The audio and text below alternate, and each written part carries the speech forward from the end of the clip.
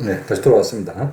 자, 이제 그래서 공급 함수에 대해서 저희가 살펴봤습니다. 구체적인 함수 형태 아니면 그냥 제너럴한 함수 형태에 대해서 살펴봤고, 자, 이제 균형에 대해서 보면 결국 균형에서는 균형은 어떤 상태입니까? 균형에서는 수요량과 공급량이 같아지는 거죠. 그때 이 수요량과 공급량이 같아질 때의 가격을 균형 가격이라고 이야기하고, 그지? 수요량과 공급량이 같아질 때의 양을 균형량이라고 이야기합니다. 어쨌든 이걸 다르게 얘기하면 수요 곡선과 공급 곡선이 만나는 곳에서 보시는 것처럼 이게 수요 곡선인데 수요 곡선과 공급 곡선이 만나는 곳에서 뭐가 생깁니까? 균형이 생기는 거죠. 그때 어떻기 때문에? 그때 수요량과 뭐가 같기 때문에 공급량이 같은 곳에서 이제 균형이 생기는 거죠. 요걸 이제 수리적 표현으로 좀 다시 써보면 우리가 이제 지난 시간에 우리가 이번 시간에 배웠던 게 뭐였냐면은 이게 수요 함수입니다. 수요 함수에 대해서 배웠고 여기는 공급 함수에 대해서 배웠습니다. 일반적으로. 그리고 균형에서는 뭐가 같다는 겁니까? 수요량과 공급량이 같아지는 거죠. 이런 식의 세계의 연립방정식으로 시장 경제를 표현할 수가 있습니다. 한 가지 예를 들어보면 요게 이제 우리가 조금 전에 했던 이게 수요 함수의 어떤 선형 함수 한 예를 들었습니다. 수요 함수는 보면 가격과 수요량, 이게 수요량인데 가격과 수요량의 관계는 네거티브 관계에 있고 그리고 소득과 수요량은 포지티브 관계에 있습니다. 소득이 증가하면 수요량은 늘어나고 가격이 증가하면 반면에 수요량은 줄어들고 두 번째가 이건 뭡니까? 공급 함수죠. 그지? 공급 함수를 보면 가격이 증가하면 공급량은 늘어나고 그지? 그 다음에 강철의 가격, PS가 이제 강철의 가격인데 강철의 가격이 증가할수록 자동차의 공급량은 줄어들고 이게 일종의 공급 함수의 예인 거죠. 그럼 균형에서는 어떻습니까? 수요량과 공급량이 같아지는 거죠. 그래서 요 수요량과 공급량이 같아진다고 하는 거니까 좀 요거하고 요게 수요량을 표시하고 있고 요 밖에 공급량을 표시하는 거니까 이게 같아지는 곳에서 균형이 생기겠죠. 그러면 이 균형 상태에서의 그러면 요 균형에서의 균형 가격을 계산할 수 있겠죠. P 쪽으로 이게 지금 잠깐만요. 이게 12가 되면 안 되고 이게 10이 돼야 되겠네요. 이게 60 빼기 10p 더하기 2y로 해야 되겠습니다. 여기 10이니까 그지? 더하기 5p 빼기 ps가 되겠죠. 그러면 여기서 가격은 이쪽으로 넘어가고 얘 이쪽으로 넘어가고 난 다음에 양변을 15로 나누어주면 이런 식의 이제 이게 균형 가격이 만들어집니다. 자, 이랬을 때 이 부분 60 더하기 2y를 15로 나누어 준 부분이 하나가 있고 60 그렇죠. 이게 이제 균형 가격인데 죄송합니다. 이건 아니고 이게 이제 균형 가격입니다. 자, 이제 여기서 이제 뭘 할 수가 있다 그러면 만약에 우리가 이제 하나씩 이제 살펴볼 수가 있습니다. 뭘 할 수가 있냐면 만약에 사람들이 소득이 증가하면 어떤 일이 발생합니까? 소득이 증가하면 기본적으로 여기서 보시는 것처럼 사람의 소득 Y가 증가하면 수요량이 증가하겠죠. 수요량이 증가하니까 그러면 이 수요량이 증가하면 그러니까 그 원래 주어진 가격보다 수요량이 이제 증가하는 거니까 그 이 주어진 가격 하에서 어떤 일이 발생하겠습니까? 수요량이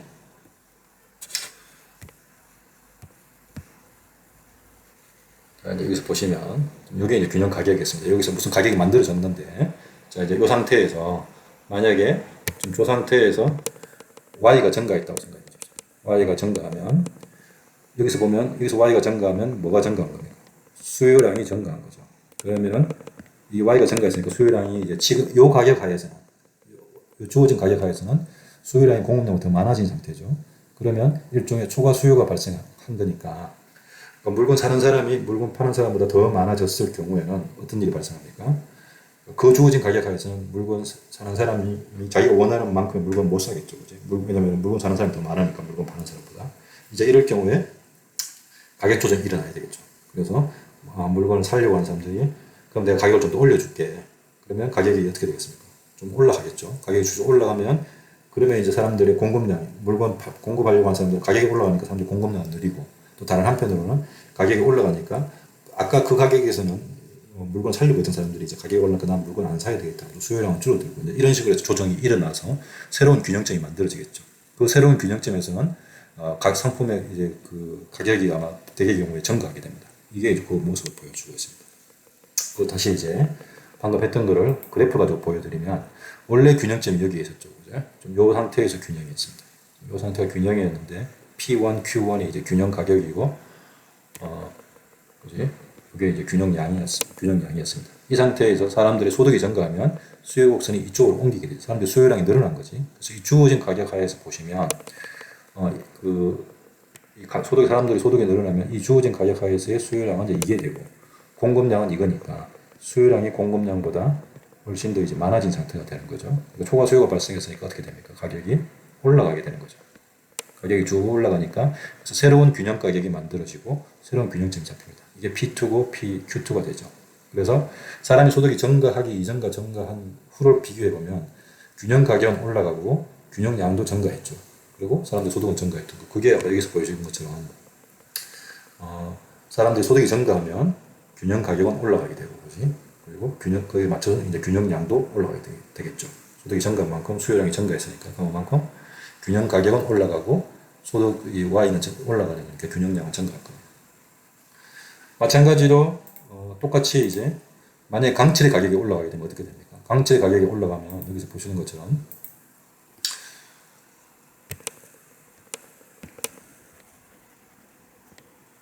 이 상태에서 강철의 가격이 올라가게 되면 요 모형에서 보시면 강철의 가격이 만약에 올라가게 되면 어떤 일이 발생을 합니까? 공급량이 줄어들게 되죠. 공급량이 줄어들게 됩니다. 그럼 공급량이 줄어드니까 이 주어진 가격 하에서 가격과 소득 하에서 공급량이 줄어드니까 다시 수요가 공급보다 더 많은 상태가 되는 거죠. 수요가 공급보다 더 많은 상태가 되니까 상품의 가격은 어떻게 되겠습니까? 여기서 보시는 것처럼 공급량이 줄어드니까 이 주어진 가격 하에서는 이게 수요량이고 이게 수요량이고 그지? 여기에 공급량이니까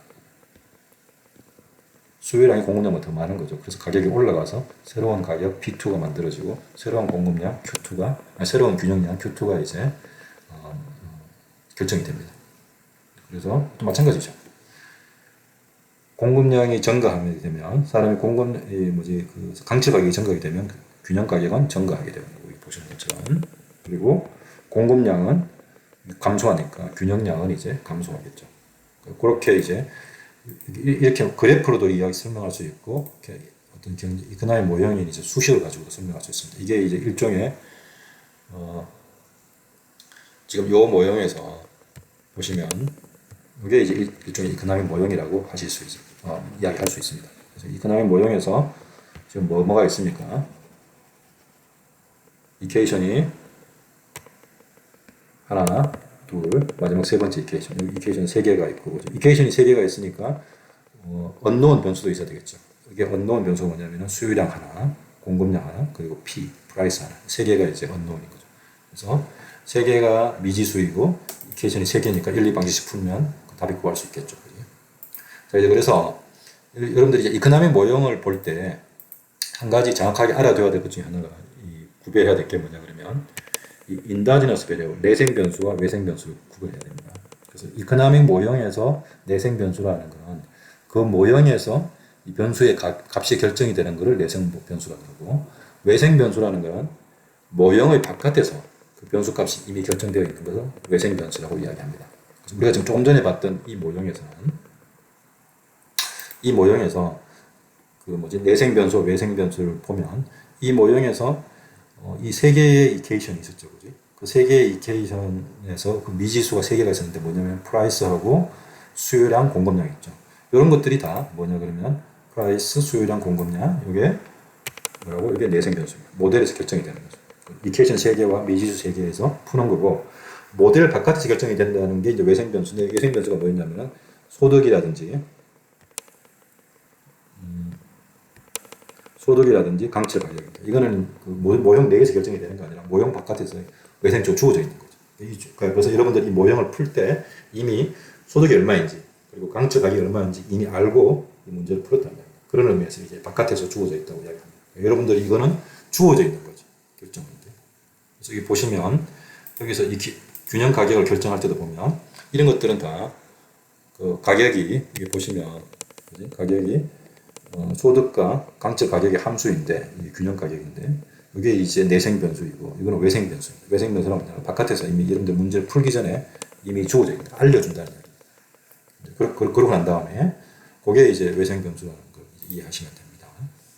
그걸 잘 이해하셔야 되고 이거는 이제 여러분들 한번 해보시면 됩니다. 해보시고 이 중에서 뭐 예를 들어서 여러분들 관심이 스마트폰 시장에 관심이 있다면 나는 앞으로 저기 스마트폰과 관련된 회사에 취직하고 싶다. 그러면 적어도 이 스마트폰 시장에 대해서 여러분들이 잘 알고 있어야 되겠죠. 그러려면 이 스마트폰 시장에 대한 수요 함수와 공급 함수에 대해서 여러분들이 나름대로 이해하고 있어야 되겠죠. 그래서 다시 다르게 얘기하면 결국 뭐냐 그러면 이 스마트폰 시장에서의 수요 함수가 뭔지 공급 함수가 뭔지에 대해서 이해를 해야 되는데 이 스마트폰 시장에서의 그러려면 수요 함수 공급 함수를 보려면 이 스마트폰 시장에서의 수요량과 공급량 그지? 그 스마트폰 가격을 알고 있어야 되겠죠. 가격을 알고 있습니다. 또한 더 중요한 게 뭡니까? 이 스마트폰의 수요량에 영향을 미치는 게 뭔지 그지? 스마트폰 시장의 수요량에 영향을 미치는 외생 변수가 뭔지에 대해서 잘 알고 있어야 됩니다. 그게 여기 보시는 것처럼 외생 변수가 소득이 있는지 아니면 또 뭐 사람들이 기호가 있는지 뭐가 있는지 그런 외생 변수들을 하나하나 잘 이해를 하셔야 될 거고 또한 마찬가지로 스마트폰 시장의 공급량에 영향을 주는 외생 변수가 뭔지 예를 들어서 반도체라든지 뭐가 있겠죠, 그지? 그런 것들을 정확하게 이제 구분할 수 있어야 됩니다. 그래서 내생 변수와 외생 변수를 잘 구분하고 특히나 외생 변수가 뭐가 있는지 여러분들 잘 알고 있어야 되겠죠. 그게 왜냐하면 결국은 수요 곡선을 움직이게 만들고 공급 곡선을 움직이게 만드는 것들이니까. 그러고 난 다음에 여러분들이 이제 수요 함수 그래프 그리고 공급 함수 그래프 그려서 그러면 이제 거기서 균형이 되고 그지. 그때 이제 여러분들이 보면 되겠죠. 예를 들어서 외생 변수가 뭔가 바뀔 때 이게 이제 그 모형의 내생 변수에 어떻게 영향을 주는지. 그래서 예를 들어서 반도체 가격이 바뀌면 이게 스마트폰 시장에서의 스마트폰 가격에 어떤 영향을 줄 수 있는지, 그지? 이런 것들에 대해서 여러분들이 이해해 볼 수 있겠죠. 이해하면 이제 스마트폰이 여러분들이 관심이 없으면 여러분 나름대로 뭔가 집어넣을 수 있겠죠. 게임을 하든지 뭐든지 여기에 관심이 있으면 여러분들이 자동차든 혹은 뭐가 관심 있습니까? 네이버에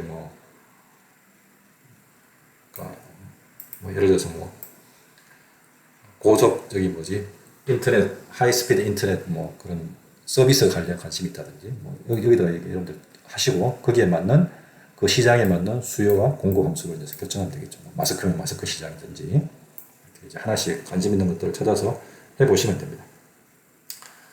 자 이제 그리고 계속 제가 강조하지만 그 모형의 그 시장을 잘 이해할 때 스마트폰 시장을 잘 이해하려면 스마트폰의 수요량과 공급량에 영향을 주는 이 외생 변수가 무엇인지에 대해서 여러분들이 잘 식별할 수 있어야 됩니다. 이거는 누가 가르쳐 주는 게 아니고 여러분 스스로 이 외생 변수를 잘 식별해야지 됩니다. 그래야지 이 시장의 이제 전문가가 될 수가 있습니다. 자, 이거는 뭐냐 그러면 그러니까 여러분들이 이제 모형 하나만 배우면 이걸로 끝난다고 생각하시면 절대 못 삽니다. 모형 하나는 딱 하나의 이슈만 설명하기 위해서 만들어진 겁니다. 그래서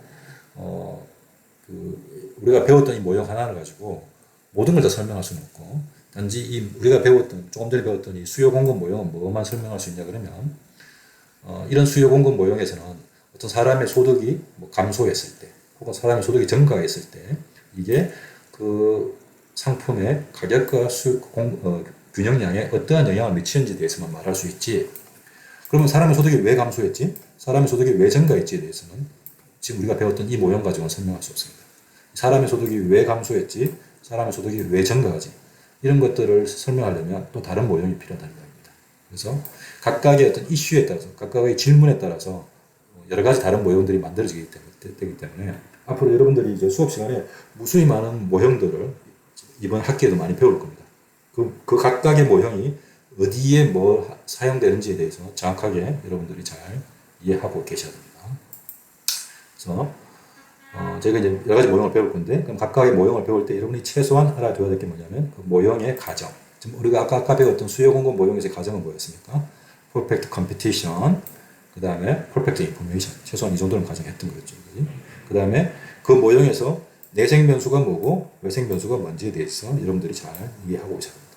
우리가 배웠던 수요 공급 모형에서의 내생 변수는 프라이스, 공급량, 수요량이었고 외생 변수는 사람의 소득, 그 다음에 강철의 가격 이런 거였죠. 그러고 난 다음에 여러분들이 그 모형을 통해서 여러분들이 뭐를 알고 싶은지 질문에 대해서 잘 이해를 할 수 있어야 되겠죠. 최소한 각각의 모형을 배울 때마다 이 세 가지에 대해서 제대로 이해할 수 있어야 됩니다. 물론 제가 이제 이 모형을 배울 때마다 이해하기를 차근차근 해드릴 겁니다. 네, 일단 여기까지 하고 또 잠깐 쉬었다가 계속 이어서 가도록 하겠습니다.